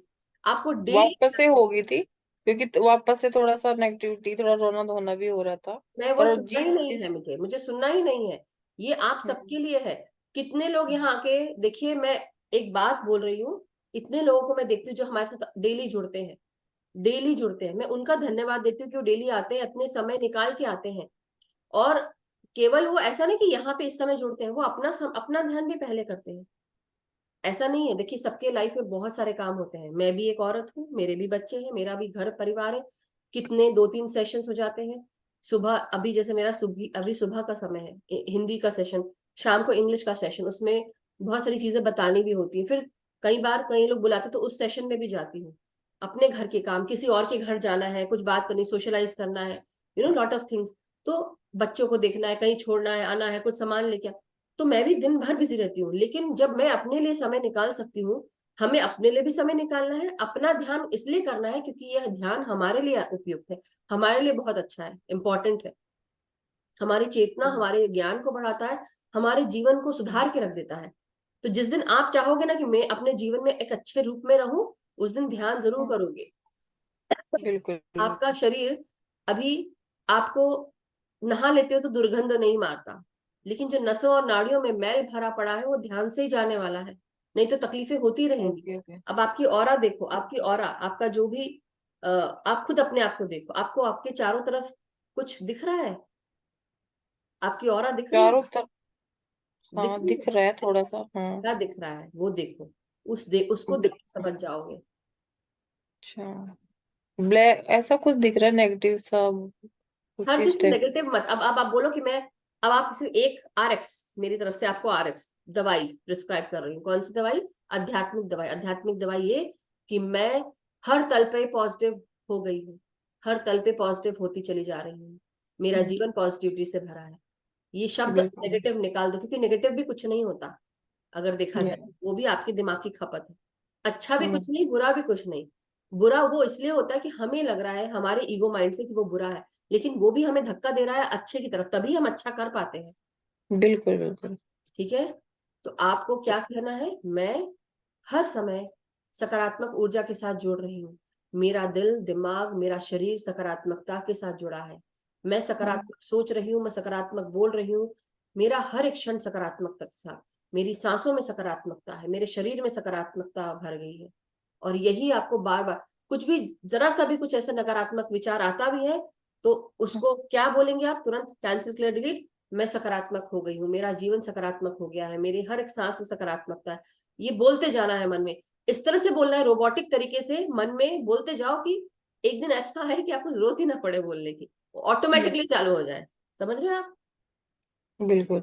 तो आपके ध्यान से ये हुआ है कि फोकस कर पाती हूँ चीजों को, हालांकि ज्यादा कम ही सेशन ले पाई हूँ, पर मतलब फोकस हो पा रहा है चीजों को ना। वंडरफुल। और अभी मैं कर रही थी तो थोड़ा नींद भी बीच में आ गई थी, तो अच्छा लगा, हल्कापन महसूस हो रहा था मेरे को, नहीं तो इस टाइप की टेंशन। तो मैम थैंक यू बोलना चाहूंगी सभी मास्टर्स का। Wonderful, thank you. देखिए मेरी मैं सिर्फ कड़े शब्दों में इसलिए बोल रही थी कि मैं चाहती हूँ कि आप अपने लाइफ पे फोकस करें, अपना हर बिल्कुल। दिन का ध्यान करें। मेरा मुंह से बोलकर बार बार आपको रोकने का मतलब ये है कि आप उस नेगेटिव ऊर्जा को छोड़कर आप सकारात्मकता के साथ आगे बढ़ो। जो तो कुछ हो मैम गया हो गया। आज से सुबह शाम मैं पूछूंगी, रश्मि जी आज खाना खा लिया ना, नाश्ता कर लिया? नाश्ता करने के पहले सुबह उठे, ब्रश किया या कुल्ला भी करके आ गए, फिर से वापस आके बैठो, अपनी जगह पे बैठो, ठंडा लगता है ओढ़ आड़ के बैठो, लेकिन अपना ध्यान कम से कम आधा घंटा करो। देखो एक दिन 1 घंटा आराम से होगा, करना है, जिद पकड़ लो कि मुझे करना है। 36 के इयर्स के एक्सपीरियंस में ये हुआ है कि कोई भी लॉस्ट हुई चीज नहीं मिली थी, अब मेरे को मिली है, वो किस लिए? ध्यान करने से। तो थैंक यू बस बोलना चाहूंगी सभी मास्टर्स का, सभी पत्री जी का, आप सबका, सभी जितने भी सभी ने मेरे को वो किया है, तो thank you Madhu ji. Thank you Rashmi ji, thank you. Okay. अब आप ध्यान दूसरों को बताते भी रहिए और करते भी रहिए, देखिए आपके जीवन में सब कुछ अच्छा अच्छा है, हर चीज। अच्छे अच्छे अच्छे लोगों से कनेक्ट भी हो रही हूँ, जो कई लोग लंदन में है ना, राइस वो है, मेरा बिजनेस है, तो फिर उस हिसाब से अच्छे लोगों से तो वो चीजें हुई है। मैं तो आत्मबंधन देखिए सभी वो को, सभी कनेक्शन के मास्टर। तल पे आपको सिर्फ पैसे वाले लोगों से आप मिले, जरूरी नहीं कि लोग अच्छे हों। एक बात बता रही हूँ आपको, सिर्फ समझा रही हूँ, बहुत तरह के लोग होते हैं। बड़े बड़े लोगों से उठना बैठना की बात में ये नहीं कि वो आध्यात्मिक है, हम सिर्फ ये बोल रहे हैं कि सकारात्मक ऊर्जा से जुड़े, सकारात्मकता से जुड़े। और जो सकारात्मक काम करते हैं, जब कम्युनिटी का भला होता है ना, तब आपका भी भला होता है, होना ही होना है, लेकिन समय लग सकता है उसमें, कोई बात नहीं, लेकिन आप अपना सकारात्मक काम करते रहें।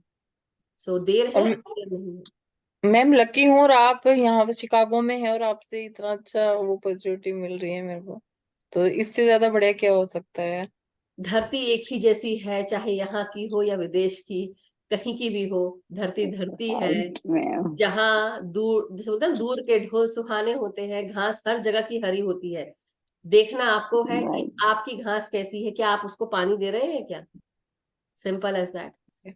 इंडिया में जितने खुश हो ना, उतने यहाँ आके बोर हो जाओगे, मैं सिर्फ ये बता रही हूँ। तो बट मैं तो आपका वेलकम कर रही हूँ, आप इंडिया आए, और मैं आपसे बहुत मिलूंगी, बट आपका भी। बहुत देखिए बात ये है कि आपके अंदर है सारा संसार, खुश आप खुश तो जग खुश, आप दुखी तो जग खुद दुखी, बस। ठीक है right ma'am, ma'am, right. Thank you आत्मबंधन सभी मास्टर को, सभी को। यस सोनल जी, प्रणाम, नमस्कार। प्रणाम नमस्कार, और पार्टिसिपेंट को प्रणाम नमस्कार। Thank you ma'am, thank you, love you, thank you, thank Sonal you, जी थैंक कब यू वेरी मिलेंगे? हम मच। शिकागो में रहते ही, हम आप उस छोर पे हो, मैं इस छोर पे हूँ। मिल जाएंगे मैम। नहीं नहीं, जरूर मिलेंगे। Thank you, superb. आज शुरुआत में ही मुझे जैसे सीढ़ियां दिखी मैम, और मैं जैसे मुझे ऐसे लगा कि मैं ही अंदर से ध्यान कर रही हूँ, जैसे ऐसे लगा मैम। वाह, दो रूप, दो प्रकाश के से बैठे हुए दिखे, दो वाह, ऐसे रहते हैं ना, दो दिखे मुझे। क्या बात है, अमेजिंग। तो मुझे लगा कि मैं ही बैठी हूँ आप ही अंदर। बैठे थे वो। अच्छा, थैंक यू मैम। आपका शरीर जो है, जितने भी सातों शरीर है, सातों शरीर ध्यान में है, राइट। हाँ, दो शरीर दिख गए तो राइट, दो शरीर छूट गए, मतलब समझ रहे हो अभी आप। राइट। बाकी भी सात छोड़ने हैं मतलब बाकी के पांच छोड़ने, और छोड़ने हैं। हाँ ma'am, thank you ma'am, thank you ma'am, thank you, thank you, मुझे थैंक यू, किस बात के थैंक लिए, मेहनत आप लोग कर रहे हो, सारा काम आप लोग करो, कड़छी सिर्फ घुमाने के लिए। सब्जी बड़ी अच्छी बनाई मधु जी आप। फिर भी मैम कड़छी भी काम आती है, सब कुछ काम आता है ना मैम। एक दूसरे के बिना तो होता ही नहीं ना मैम। बिल्कुल सही बात है। आप मेरी बहुत धनिया हो, सारा। नवीन जी टमाटर, निर्मला जी सब्जी, मैं भी कोई सब्जी, राइट। और इतनी सारी कड़छियां हैं, सब चला रहे, सब चला रहे, घोट रहे, घोट रहे। हम भी कड़छी बन जाते हैं कभी। पाव सब भाजी अच्छी बनी है, मजा। ऐसा बोलना चाहिए। Right, right ma'am. Wonderful. Thank you for, thank you ma'am. Thank you. तो इस क्रिसमस में मिलने का मौका है, मन है मिलने का। बहुत है मैम, मैम पर मिल जाए तो अच्छा है। हाँ, मैं भी कैसे कोशिश मिलते हैं? करूंगी। जैसे ऐसे ही मिलते हैं, आप वहां से यहाँ आते हैं और हम फिर गले मिलते हैं। So Chakshu ji, yes yes, you also come whenever ऐसा कुछ करते तो हम जरूर मिलेंगे। So thank you so much मिलेंगे। Masters, love you all. आज का सेशन हम लव यही यू ऑल समाप्त मैम। करते हैं। और बहुत बहुत शुक्रिया आप सबका जुड़ने के लिए, साथ में ध्यान करने के लिए, अपने समय, अपने स्पेस को और अपनी ऊर्जा को हम सबके साथ बांटने के लिए। एक दूसरे का गिव एंड टेक चलता रहे और हम सब ध्यान में आगे बढ़ते रहे, अपना ध्यान करते रहे रोजाना, बिना कोई गैप के। खाना खाने से पहले अपना ध्यान कर लो, कम से कम सुबह उठ के। और अगर हाँ मैम, मैं पता भी है ऐसे सुबह है ना, कुछ भी खाती नहीं हूँ, पहले ध्यान करती हूँ, फिर बाद में पानी खाती हूँ कुछ भी। तो वही बात ये है, तो मेरा नियम आपको लिया सोते हुआ है समय पहले करो, से। सोने के समय करो। और दूसरों को सिखाने के बजाय मैं खुद ही सीख रही हूँ। आप लोग को बोलती तो जरूर हूँ, लेकिन मैं भी, मधु तेरे को भी करना है, मधु तुमको भी करना है, ऐसा होता है। तो ऐसा नहीं है कि मैं राइट आप लोग मैम। को बोल रही हूँ। आज सुबह 4:30 बजे नींद खुल गई थी, लेकिन क्योंकि मैं रात को 1-1:30 बजे सोई हूँ, तो मेरे को लगा थोड़ा देर सो जाती हूँ, ऐसा लग रहा था। मेरे साथ भी होता है, लेकिन फिर मुझे लगा नहीं, फिर मैं 6 बजे उठ गई थी, क्योंकि दूसरा भी ध्यान था तो उसमें भी बैठी। अभी आप लोग के साथ भी ध्यान में बैठी। अब जब शाम को ध्यान होगा तब मैं फिर बैठूंगी। लेकिन आज से एक नए दिशा की तरफ कदम बढ़ाएंगे, कि मैं कोशिश करूंगी कि और हम ध्यान में जा सके, क्योंकि हमें भी मैम, अपनी आध्यात्मिक एक ग्रोथ सवाल करनी। करूँ? हाँ हाँ, बोलिए। पीएसएसएम और इलिनॉय का ये शिकागो है, वो अलग है क्या? नहीं देखिए, क्योंकि आपका मैं पीएसएसएम, जुड़ी हूँ तो उसमें भी आपका भी आता है। हाँ वो मेरा ही है और आपका ही है। हम अच्छा। सब एक ही में है, पीएसएसएम इलिनॉय हमारा ही ओ। है। क्योंकि पत्री मतलब परिपत्री जी ने कहा था मुझे कि पीएसएसएम इलिनॉय बनाओ, तो इसलिए मैंने बनाया। ओके। क्योंकि आने वाले दिनों में हम, हो सकता है कहीं ना कहीं ध्यान अपने यहाँ पे इलिनॉय में हो, सब जुड़ेंगे, वाह। इसीलिए इसलिए बनाया था। तो अच्छा। इसलिए आप लोग जुड़े रहिए, बने रहिए और लोगों को जोड़ते रहिए जो ध्यान करना चाहते हैं। ओके, ठीक है। ओके। अपनी कम्युनिटी में आप बताइए, आपकी गुजराती फैमिली या जो लोग जुड़ना हाँ। चाहते हो, उनको जोड़ते जाइए, जो केवल शिकागो से जुड़े हो, इलिनॉय से। सो और टाइमिंग क्या है पर मैम? उसमें तो बहुत अभी सारे। तो वही है, अभी तो वही है अपना, मैं अपने ग्रुप का ही आपका डालती ही? हूँ उसमें तो। ओके। हाँ, ठीक है। ठीक शिकागो है। टाइम का इंग्लिश वाला सेशन चलता है, तो वो उस टाइम से जिसको जुड़ना है जुड़ सकता है। हिंदी भी कर हाँ, सकता है, जो हिंदी भाषी है वो हिंदी करे, जिनको हिंदी समझ में आती है, जिनको इंग्लिश समझ में आती है वो इंग्लिश करे, क्योंकि बहुत सारे साउथ इंडियन भी है हमारे यहाँ पे, अलग अलग हाँ। कम्युनिटी के भी है, तो वो जुड़ते हैं, मराठी हो, गुजराती हो, पंजाबी हो, they all can join English also. Right. So thank you so much masters, चलिए आज का सेशन थैंक यू। समाप्त करते हैं। हम सबका मंगल हो, हम सब स्वस्थ रहें, सुखी रहें, समृद्ध रहें, ध्यान और ज्ञान के साथ आगे बढ़ते रहें, ध्यान रोजाना करते रहें, दूसरों को ध्यान का दान देते रहें और आगे बढ़ते रहें, उनको जगाते रहें, खुद भी जागते रहें और आगे बढ़ते रहें। Thank you so much masters, love you all, have a wonderful day, keep enjoying your life, live every moment और पूरा ध्यान अपने प्रेजेंट मोमेंट में रखिए। Thank you so much, thank you. और बाकी सभी जिन्होंने लिखा है उन सबका शुक्रिया, सबका ग्रैटिट्यूड, थैंक यू।